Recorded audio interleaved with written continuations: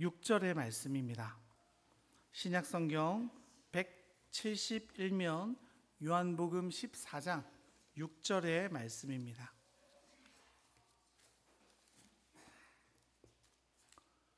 우리 하나님 말씀을 한 목소리로 함께 봉독하시겠습니다. 예수께서 이르시되 내가 곧 길이요 진리요 생명이니 나로 말미암지 않고는 아버지께로 올 자가 없느니라. 아멘. 할렐루야. 오늘도 주님께 예배하기 위해 나오신 우리 명하의 성도 여러분 환영하고 축복합니다. 우리 앞뒤자로 인사 나누실까요? 사랑합니다. 축복합니다. 오늘 무슨 주일인지 아십니까? 맞아요. 종교개혁 주일입니다. 그럼 하나만 더 질문할까요? 종교개혁 일이 정확하게 언제인지 아세요? 다르게 질문해 볼까요? 할로윈데이가 언제인지 아세요? 우리 다 모르네요. 차라리 낫습니다, 여러분. 요즘 다이소 가보셨습니까? 가면 이제 할로윈데이에 대한 여러 가지 의상들, 도구들이 막 나열되어 있는데요. 할로윈데이가 10월 31일입니다. 그런데 종교개혁일이 10월 31일입니다. 원래 종교개혁일이 훨씬 먼저 있었고요. 그 이후에 여러 가지 문화적인 이유를 따라서 그들이 종교개혁 기념일을 할로윈데이로 바뀌게 되어지게 됩니다. 오늘 보면 굉장히 좀 이상하긴 해요. 원래 그 성인들의 날이 10월 31일이었는데요. 그 날을 귀신이 되어지고 스스로 귀신이 되어 귀신에게 잡히지 않겠다라는 이상한 문화들이 미국에 들어오고 세계적으로 지금 덮어져 오는 거죠. 개인적으로 굉장히 안타까운 일이 아닌가 싶습니다. 신앙의 순수성을 위해 하나님의 말씀을 위해 참 그리스도인이 되기 위해 목숨을 걸어가며 일으켰던 그 종교개혁일은요, 사탄은 교묘한 속임수로 그날을 기억하지 못하게 만들어내는 일들이 생겨갑니다. 신앙의 순수성을 위해서 종교개혁을 단행했던 그날이 사탄을 숭배하고 스스로 귀신이 되어지는 일들을 즐겨버리는 이상한 날이 되어졌죠. 저희가 그런 좀 안타까운 마음을 가지고 우리가 그날의 의미를 찾고 또 종교개혁의 정신을 함께 고백하고 결단했으면 좋겠다라는 마음으로 우리가 작년부터 종교개혁의 중요한 정신 솔라 5, 오직의 5가지를 살펴보고 있지 않습니까? 아무도 기억 못하실까 합니다. 작년 10월 마지막 주 설교를 들으시면 이제 했었어요. 여러분, 종교개혁은 5가지 솔라, 오직의 교리가 있습니다. 이게 바로 개신교와 가톨릭을 구별하는 신학적 가장 중요한 특징인데요. 지금까지도 가톨릭과 우리 개신교가 따로 있지 않습니까? 거기 핵심이 뭐냐면 바로 이 솔라 5, 오직의 5가지 교리 때문에 그래요. 오직이라는 단어를 강조하는 5가지 핵심이 있습니다. 오직 성경, 오직 예수 그리스도, 오직 은혜, 오직 믿음, 오직 하나님의 영광이라는 이 오직의 5 교리가 있습니다. 작년에 뭐 했는지 아세요? 그런 말이 있습니다. 영성이 없으면 눈치라도 있어라, 이런 말이 있는데 다시 한번 읽어드릴까요? 오직 성경, 오직 예수, 오직 은혜, 오직 믿음, 오직 그리스도의 영광. 오늘이 2번째 시간이잖아요. 작년에 뭐 했을까요? 맞아, 오직 성경 했었어요. 그래서 1년에 한 번이지만 유튜브 들어가면 다 있거든요. 다시 한번 들여보시는 것도 우리에게 많은 도전이 될 것 같습니다. 그럼 오늘은 뭐 할까요, 여러분? 오직 예수 그리스도 할 겁니다. 설교 제목도 그런데. 여러분, 오직 예수 그리스도라는 게 무엇을 말하고 있습니까? 우리의 구원의 주체가 오직 예수 그리스도라는 고백입니다. 그 당시 여러분 중세 가톨릭 교회는 어땠습니까? 구원이 어디에서부터 온다고 생각했어요? 예수님을 통해서야 하지만 다른 것들도 있어 라고 강조했죠. 그 중심에 뭐가 있었어요? 면죄부가 있었습니다. 자신의 가족들의 죄악들을 돈으로 주고 살 수 있다라고 생각했던 그들이었죠. 선행 등으로 구원에 이를 수 있었다라고 그들은 주장했습니다. 그러면 여러분, 과연 성경의 주장은 어떻습니까? 다른 길이 있을까요? 그게 바로 오늘의 본문을 통해서 우리가 알 수 있게 되어지는 거죠. 우리 오늘의 본문 다시 한번 읽어볼까요? 6절입니다. 예수께서 이르시되 내가 곧 길이요 진리요 생명이니 나로 말미암지 않고는 아버지께로 올 자가 없느니라. 주님께서는 제자들에게 말씀하십니다. 스스로를 뭐라고 말씀하십니까? 내가 곧 길이요 진리요 생명이라고 말씀하십니다. 그리고 나서 아주 중요한 말씀을 던지시지 않습니까? 나로 말미암지 않고는 아버지께로 올 자가 없다라고 선언하시는 거예요. 여러분, 이 말을 조금만 다르게 말하면 뭡니까? 예수님을 말미암지 않고서는요, 아버지께로 갈 자가 있다고요, 없다고요? 없다는 겁니다. 오직 나를 통해서만 아버지를 볼 수 있어. 나를 통과하지 않고서는 아버지께로 갈 수 없어 라고 주님이 6절에 분명하게 제자들에게 말씀하고 계십니다. 여러분, 오늘 우리가 읽고 있는 이 본문의 위치가 어디입니까? 예수님께서 제자들과 최후의 만찬을 하신 그 직후의 사건이 바로 오늘의 본문입니다. 예수님께서 무슨 요일날 돌아가세요? 고민하시면 안 되는데. 금요일 돌아가세요. 무슨 요일날 부활하시죠? 주일에 부활하시잖아요. 그래서 우리가 토요일이 아니라 일요일날 예배드리잖아요. 지금 한 것 같은 표정이 있으신데 그런 겁니다, 여러분. 여러분, 예수님께서 금요일날 돌아가세요. 그리고 제자들과 함께 목요일 저녁에 최후의 만찬을 가지시는 겁니다. 그러니까 지금 예수님께서는요, 내일이면 십자가에 못 박혀 돌아가시는 사건이 생기는 겁니다. 그리고 주님은 제자들에게 자신이 십자가에 달려야 하는 이유를 명확하게 제자들에게 보여주고 싶으신 거죠. 그래서 여러분, 우리 요한복음 14장 1절에 보면 주님이 이렇게 말씀하십니다. 같이 한번 읽어볼까요? 너희는 마음에 근심하지 말라. 하나님을 믿으니 또 나를 믿으라. 여러분, 하나님을 믿고 또 누구를 믿으라고요? 맞아요. 예수님을 믿으라라고 말씀하시는 거죠. 왜 그렇습니까?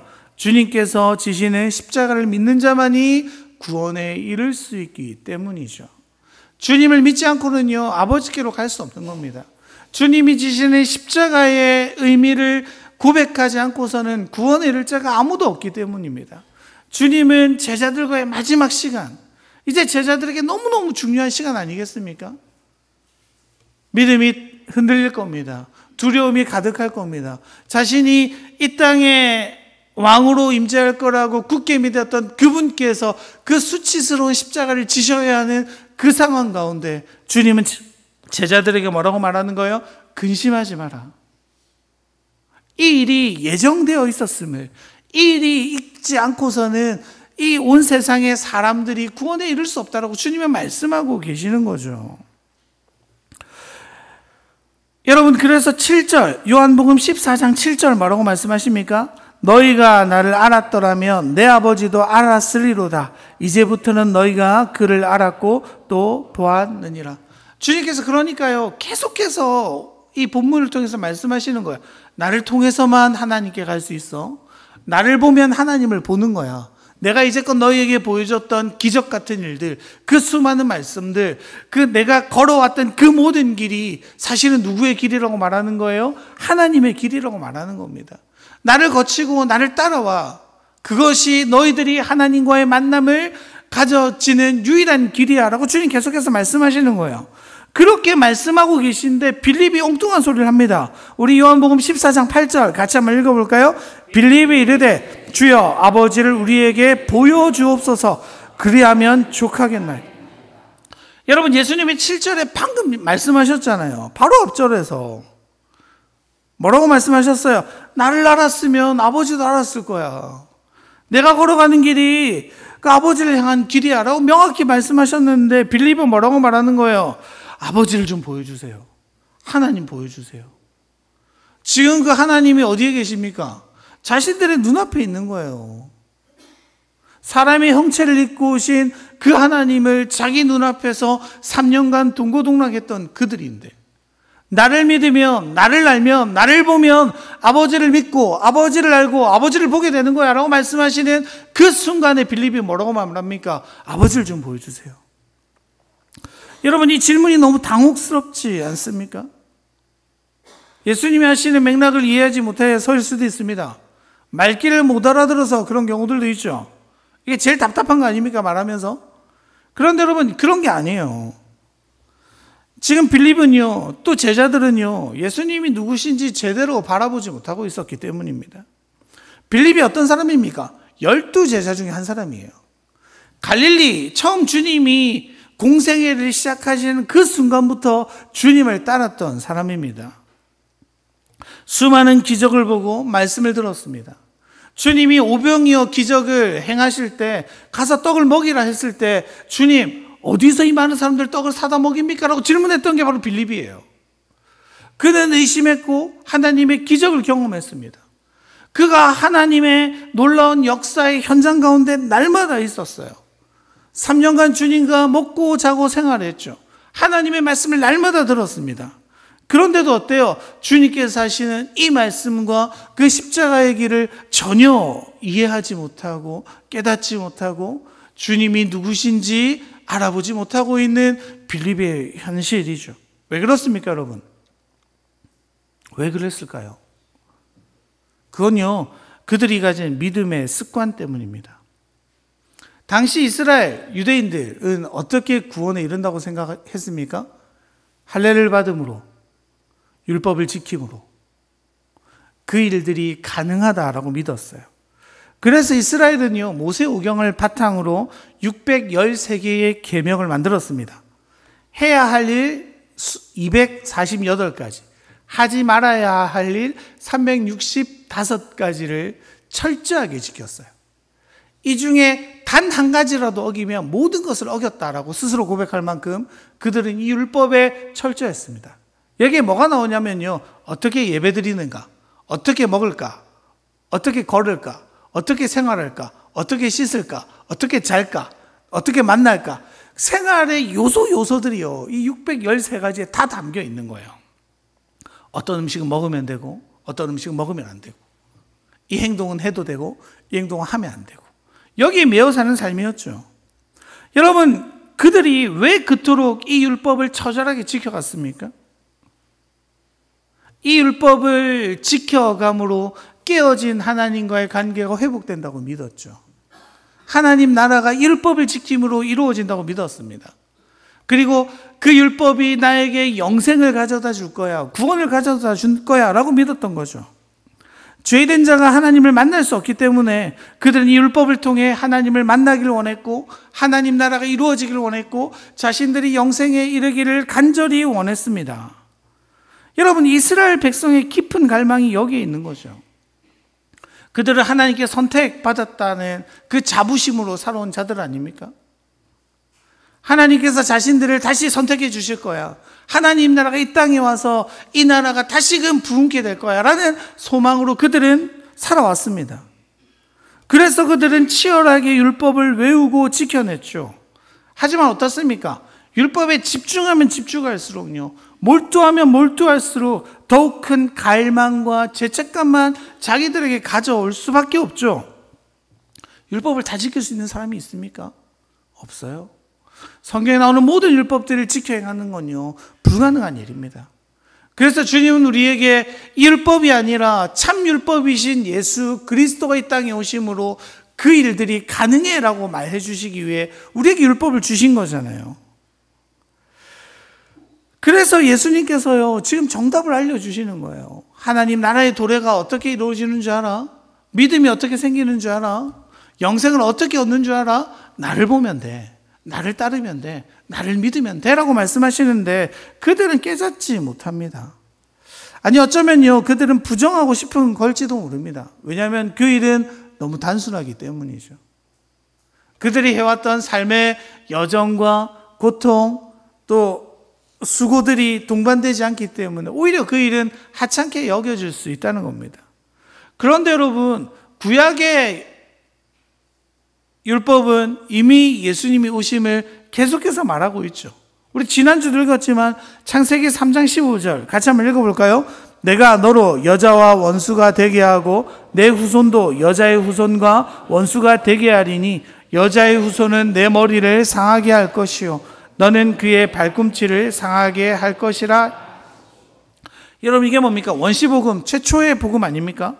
예수님의 오심을요, 선악과를 따먹는 그 순간에 하나님은 이미 이야기하셨습니다. 그리고 수많은 구약의 선지자들이 예수님의 오심을 예언했잖아요. 그리고 그 주님을 통해서 참된 회복이, 참된 구원이, 참된 영생이 일어날 거라고 계속해서 이야기했어요. 그렇게 말했으면 주님을 발견했어야 하는데요. 그 주님이 말씀하시면 그 주님이 참된 메시아임을 그들이 깨달았어야 되는데 그들은 그렇게 하지 못합니다. 이게 그런 거죠, 여러분. 이게 분명히 잘못인지 아는데 너무 깊이 들어가면 멈출 수 없게 되잖아요. 제가 아는 한 분이요, 보이스피싱에 빠진 적이 있었습니다. 저한테 찾아와가지고 막 말씀하시는데요. 목사님, 제가요, 전화가 와가지고 100만 원을 넣으래요. 넣었습니다. 다시 전화가 오더니 300만 원을 넣었습니다. 또 전화가 와서 200만 원을 넣었습니다. 이상한 걸 눈치챘대요. 또 전화가 와서 300만 원을 또 넣으랬대요. 근데 아닌 걸 알면서도 넣게 되더래요. 아닐지도 몰라라는 일만의 가능성 때문에요. 이미 망쳤어라고 말하면서 돈을 넣고 있는 자기를 봤다는 거예요. 여러분, 이게요, 우리의 모습일 수 있습니다. 내가 해온 노력이 부정당할 수 없어. 내가 했던 실수를 만회하는 길이 어쩌면 이 잘못된 길이지만 이 가운데 혹여나 가능할지도 몰라. 일말의 가능성, 불가능한 가능성 아닙니까? 실제로는. 그런데 여러분, 그런 일들을 하고 있는 게 지금 유대인들의 모습이에요. 얼마나 어리석어요. 그만뒀어야죠. 우리 다 그렇게 생각하지 않습니까? 근데 유대인들의 모습이 그런 겁니다. 아니야, 아닐 거야. 내가 해왔던 길이 부정당하는 걸 견딜 수 없죠. 내가 해왔던 삶의 걸음을 부정당하는 게 견딜 수 없죠. 그래서 여러분, 나이가 들면 들수록 제일 힘든 게 뭐예요? 내 고집을 꺾는 게 제일 힘들잖아요. 아니라고 또 뻔뻔하게 저를 보시는데 다 알고 있습니다, 여러분. 나이가 들수록 여러분, 내 고집과 내 생각과 내가 선호하는 게 더 굳건해지죠. 그래서 그것들을 누가 건들기만 하면 분노를 일으키는 게 우리들의 모습 아닙니까? 그래서 막 유명한 말 있잖아요. 여러분, 40 넘으면 사람 고쳐서 쓰는 거 아니라고요, 여러분. 그런 데서 오는 말이죠, 여러분. 여러분, 그래서 여러분, 너무너무 중요한 게 뭐냐면요, 우리가 바로 아는 거예요. 우리는요, 아는 것을 믿어요. 믿는 것을 살아갑니다. 그들에게 익숙한 방식이요, 그들에게 구원이 된다고 그들은 생각했습니다. 3년간 주님을 따라다녔지만 그 생각이 변하지 않는 거예요. 구원에 나의 노력과 행동이 뒷받침되지 않으면 안 돼라고 그들은 믿어왔던 거죠. 그렇게 알고 있는 그들에게 주님은 분명하게 말씀하십니다. 나로 말미암지 않고는 아버지께로 갈 자가 없느니라. 사랑하는 명화의 성도 여러분, 이 진리를 믿으십니까? 안 믿으세요? 주님 없이는 구원에 이를 수 없다는 걸 믿으세요? 여러분, 그래서 우리가 잘 아는 게 중요합니다. 여러분, 주님을 얼마나 아십니까? 주님에 대해 얼마나 깊이 고민하고 살아가십니까? 여러분, 이게요, 제가 저희 교회 와서 계속해서 가장 고민하는 부분이 그겁니다. 제대로 바로 설교를 하겠다. 제가 조금만 삐끗하게 설교하면 위험해질 수 있겠다는 생각들이 계속 들어서요. 계속 밤마다 새벽마다 또 이렇게 설교를 준비하는 가운데 그 압박이 있습니다. 근데 이게 너무나도 중요하죠, 여러분. 우리가 잘못 알게 되면요, 잘못 사는 거예요. 주님이 원하시는 방향을 잘못 파악하고 잘못 걸어가게 되는 겁니다. 그래서 여러분, 아는 게 너무나도 중요하죠. 그런데 여러분, 우리 삶이요, 빌립의 모습이, 질문이 얼마나 어리석어요. 그런데 사실은 우리도 그와 같이 살아갈 때가 많이 있습니다. 예수님이 나의 구원자라고 믿어요. 예수님을 믿으면 내 삶이 샬롬을 누린다는 것도 믿어요. 여러분 믿으세요? 대답이 왜? 믿으세요 여러분? 맞아요 여러분. 예수 그리스도가 우리에게 참 구원이고 참 평안입니다.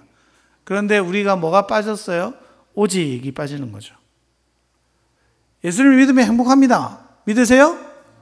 그런데 돈 있으면 더 행복하죠. 부정을 안 하시네요. 예수님이 나를 사랑하시죠? 그런데 다른 사람들의 사랑도 받았으면 좋겠어요. 예수님이 나의 주인이시죠? 그런데 너무 간섭하시는 건 좀 싫어요. 하이델베르크 교리문단은 이렇게 질문하고 답합니다. 살아서나 죽어서나 우리의 유일한 위로는 무엇입니까? 여기에 대한 대답이 뭐냐면요. 나의 몸과 영혼은 나의 것이 아니라 나의 모든 죄값을 온전히 치르신 나의 구원자 예수 그리스도께 속해 있습니다. 여러분, 이 대답에 동의하십니까? 나의 몸과 영혼이 나의 것이 아니라 나의 구원자이신 주님께 있음을 믿으십니까? 여러분, 빌립과 제자들은 주님이 십자가에 달리는 그 순간에도 주님을 바로 보지 못합니다. 주님 믿어요. 주님 좋은 선생님이죠. 근데 율법은 포기할 수 없습니다. 그때 주님 말씀하시는 거예요. 아니야, 나만 보면 돼. 십자가만 보면 돼. 그것이 너희들의 깊은 갈망이었던 하나님 나라의 도래와 영생을 가져다 줄 거야. 여러분, 우리에게 어쩌면 이 오직의 정신이 빠져 살아가고 계시진 않으십니까? 한번 해보려고 하는데요. 제가 질문하면 이렇게 답해 주세요. 오직 예수 그리스도. 중요한 단어가 뭐예요? 오직입니다. 물론 예수 그리스도도 중요하죠. 오직 답해 주세요. 나의 죄를 완전히 사하고 구원하실 분이 누구십니까? 나에게 참 만족을 주시는 분은 누구십니까? 나의 참 기쁨과 위로는 누구입니까? 내 인생을 아시고 내 인생을 책임지시는 분은 누구십니까? 나를 끝까지 사랑하시고 완전히 사랑하시는 분은 누구십니까? 나의 길이고 진리고 생명이 되는 분은 누구십니까? 그리고 내가 사랑하고 내가 따르고 나의 주인이라고 고백하는 그분은 누구십니까? 여러분, 맞아요. 여러분들이 오직 예수 그리스도라고 대표했습니다. 이 고백이 참 우리의 삶의 고백이기를 소망합니다. 여러분, 이 오직이 빠져서요, 종교 개혁이 진행되어지는 거예요. 예수님 믿지, 근데 면죄부도 팔아. 예수를 내가 믿지, 근데 선행도 쌓아야 돼. 예수 믿지, 하지만 교황의 말이 더욱더 진리야. 여러분, 이게 가톨릭의 문제 아니었습니까? 그게 교회를 부패하게 만들고 성직자들이 굉장히 타락하게 만들고 그 시대를 완전히 어둠 속으로 몰았던 교회들의 모습 아닙니까? 그 가운데 나타났던 5가지 오직. 아니야, 너희들이 생각하는 게 아니고 오직 주님이면 돼. 오직 주님이면 다 돼 라고 지금 선언하는 그 선언이 여러분 종교개혁의 정신인 거예요. 그렇다면 여러분, 우리 삶은 어떻습니까? 이 오직의 결단이, 그 개혁이 우리 삶에 일어나기를 축원합니다. 여러분, 종교개혁의 표현은요, 어두움 뒤에 빛이 온다라는 겁니다. 영적으로 어두웠던 암흑시대, 종교가 부패하고 미신과 우상숭배가 사람들을 뒤덮고 있던 시대에 종교개혁이 단행됩니다. 그 어둠 뒤에 빛이 온다라는 슬로건을 걸고요. 여러분, 지금 우리는 어떻습니까? 이 나라는 어떻습니까? 이 민족의 교회들은 어떻습니까? 오직을 잃어버린 신앙을 보지 않습니까? 여러분, 여러분에게도 그런 거 있을 거예요. 내 삶에 정말로 원하는 것. 어떤 분은 평안일 수 있어요. 어떤 분은 만족일 수 있어요. 어떤 분은 사랑일 수도 있죠. 근데 여러분, 그 모든 것을 이루시는 분이 누구라고요? 오직 예수 그리스도예요. 오직이란 단어는 그것뿐일 때 쓰는 단어잖아요. 주님이면 충분하십니까? 주님이면 되십니까? 그 오직이 없어서, 그 오직 주님으로 만족하지 못해서 그 오직 주님으로 부족해서 신앙인들이 신앙을 잃어버리죠. 교회가 교회다움을 잃어버리죠. 그런 일들이 일어나지 않기를 바랍니다. 여러분들의 삶 가운데 오직의 정신이 다시 살아나 주님만으로 그것이면 충분합니다. 그것이 전부입니다라고 고백할 수 있는 우리 신앙이 되기를 간절히 소망합니다. 우리 그러한 마음을 담아 이 시간 찬양하며 기도하며 나갈까요?